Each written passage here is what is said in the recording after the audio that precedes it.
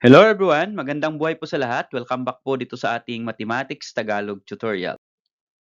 Sa video na ito ay papaliwanag ko po sa inyo about the difference between experimental probability and theoretical probability. So ano nga po ba yung pagkakaiba nila? Magbibigay po ako ng examples of experimental probability and examples of theoretical probability, and then we are going to compare it para makita po natin yung differences. And also at the end of the video, magbi-present po ako ng activity for you to master the lesson. Okay, so let's define experimental probability and theoretical probability. Unahin po natin yung experimental probability. It is found by repeating an experiment and observing the outcomes. So pag sinabi po nating experimental, from the word experiment, ay we are going to do the activity or we are going to do the experiment many times and then observe the outcomes. So yun po yung experimental. How about sa theoretical probability? Theoretical probability is what is expected to happen based on mathematics. So, ibig sabihin, from the word theory, kapag meron kang ginawang activity, meron ka na kaagad idea na kung ano yung mangyayari. Okay. So, meron po bang ganon? Yes po. Halimbawa, you toss a coin. Dalawa lang po ang face ng coin. Ang tawag po doon dati ay tao ibon or head and tail.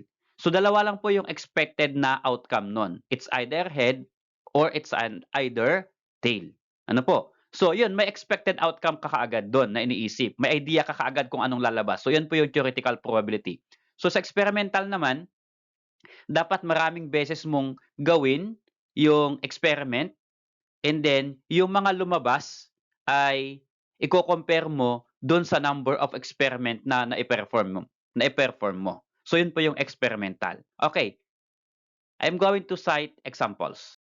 But before I present examples, ay alamin muna natin ano po ba yung mga formula or ano yung formula that we're going to use to find experimental probability of an event and the formula to find the theoretical probability of an event. Okay, so ito po yung simple discussion on the formula.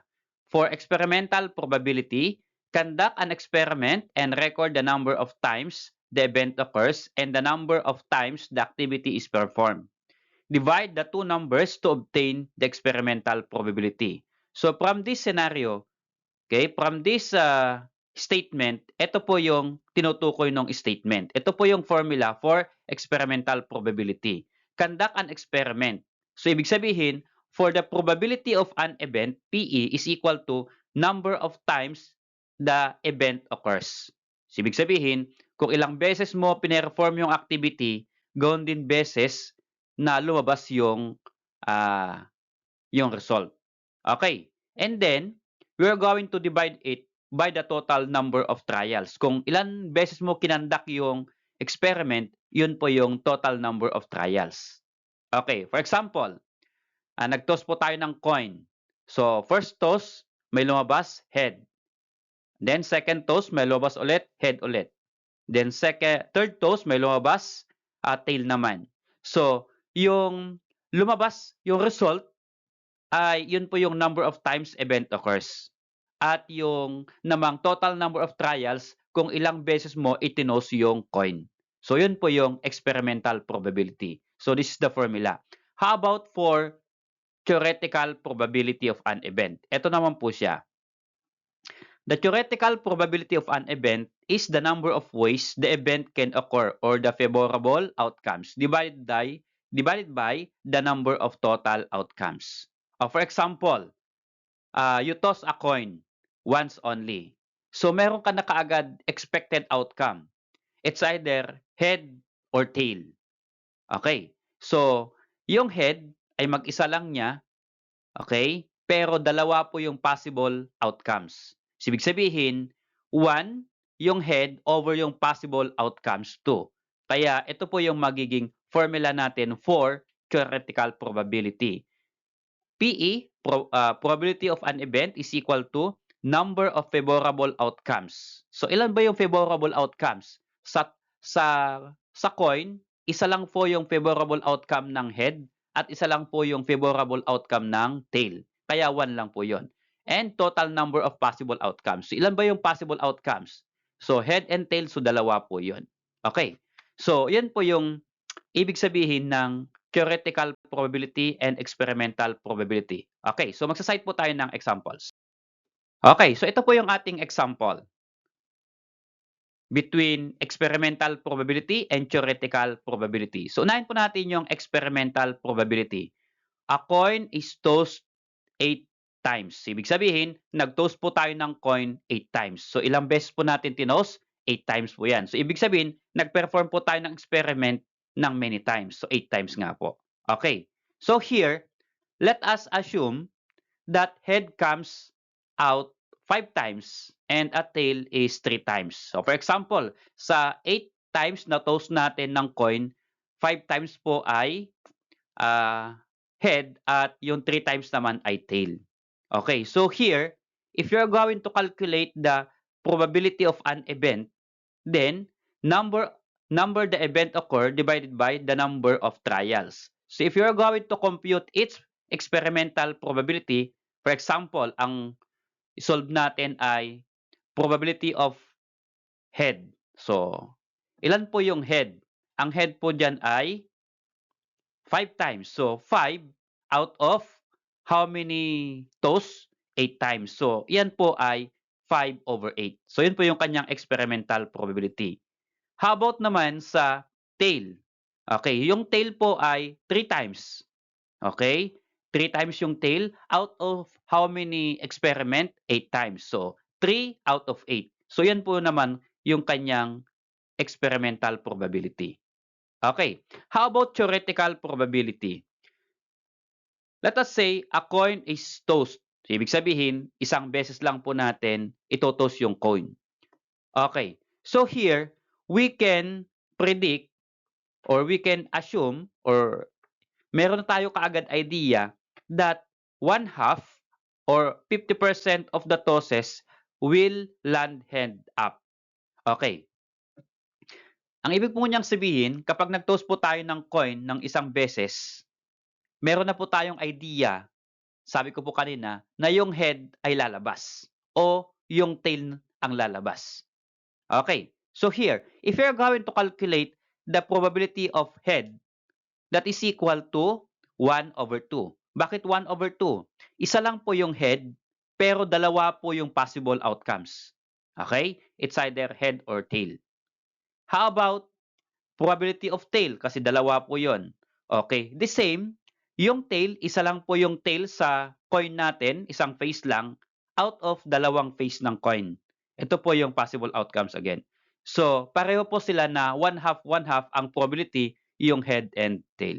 So, yun po yung theoretical and experimental probability. Okay, so another example for experimental probability. You roll a die 20 times. The results are given in the table below. Find experimental probability of getting a 6. Okay.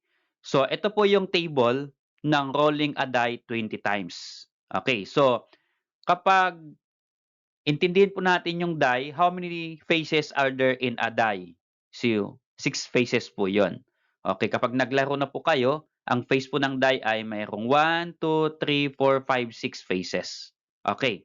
So, for example, ito yung number, the face of the die comes out. Okay. For example, yung number 1 face, 3 times na lumabas. Yung number 2 face, 2 beses lang lumabas. Yung number 3 face, hindi po siya lumabas. Number 4 face, 5 times. Number 5 face, 3 times. And number 6 face, 7 times yung number 5. And 6 face, 3 times lang lumabas. Now, sabi po niya, find experimental probability of getting a 6. So, ito po yung 6. 3 times po siya lumabas. Okay. Again, yung kapag ito-total mo yung number it occur, that is 20 times. So, ito po yung 20 times. So, ibig sabihin, enroll natin yung die 20 times. So, ito po yung naging result ng rolling a die. Okay. So, if you're going to find experimental probability of getting a 6, okay, P, probability of getting 6 is equal to ilan po yung face ng 6 na lumabas?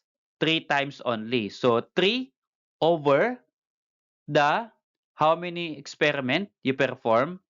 Over 20. So, 3 yung 6 at 20 yung activity or experiment na na-perform. Kaya, 3 over 20 ang probability of getting 6. Okay. How about theoretical probability? Find the theoretical probability of obtaining an odd number when you roll a die once.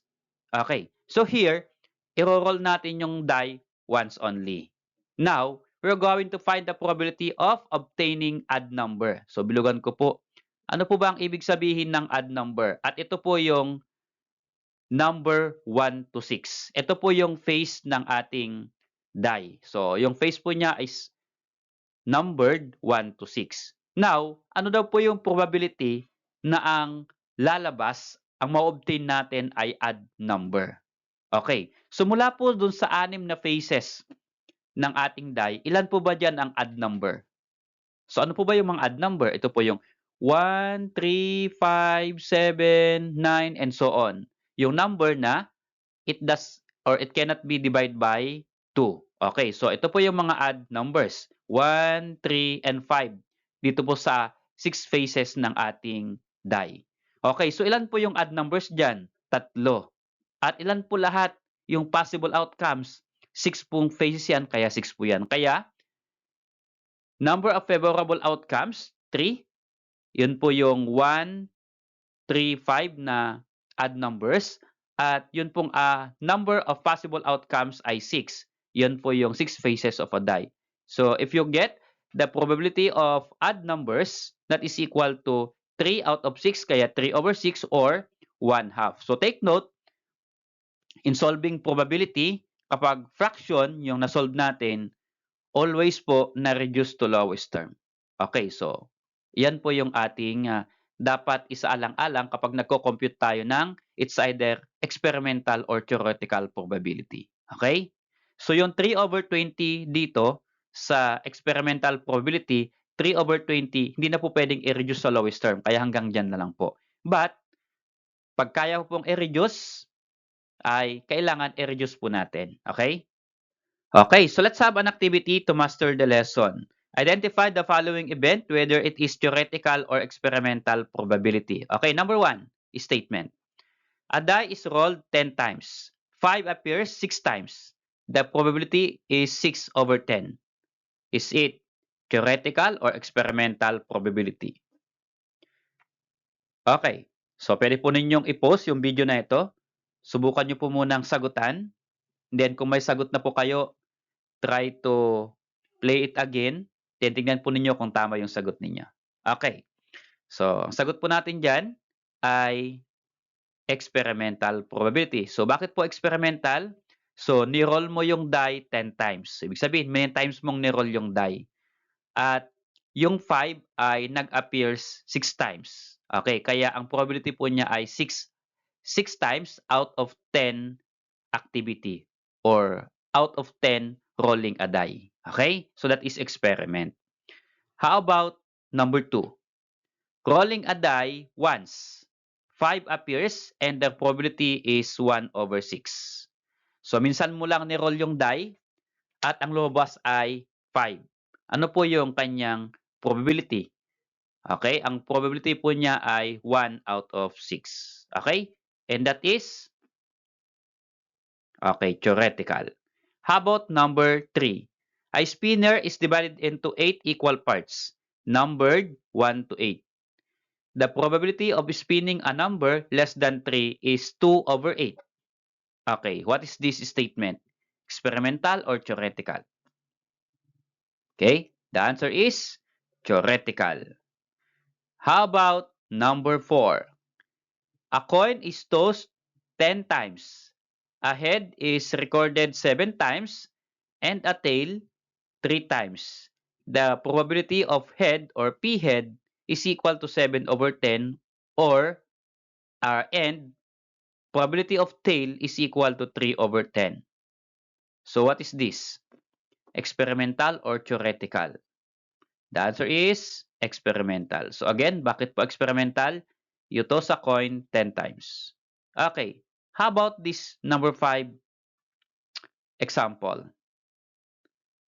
The spinner with 3 equal sections was spun 60 times. The experiment shows that the spinner landed on red 24 times, blue 15 times, and green 21 times. The probability of spinning red is 24 over 60. So what's this? Experimental or theoretical? So ito pong number 5 statement, ito ay experimental probability. Okay, so congratulations kung na-perfect po ninyo yung ating activity and see you on my next discussion. Kung hindi po nyo naintindihan, pwede po ninyong balikan ulit, i-replay po ulit yung video para po mas maklear po sa inyo, mas ma-master po ninyo yung lesson. Salamat sa panunood mga anak. See you on my next discussion about calculating experimental probability.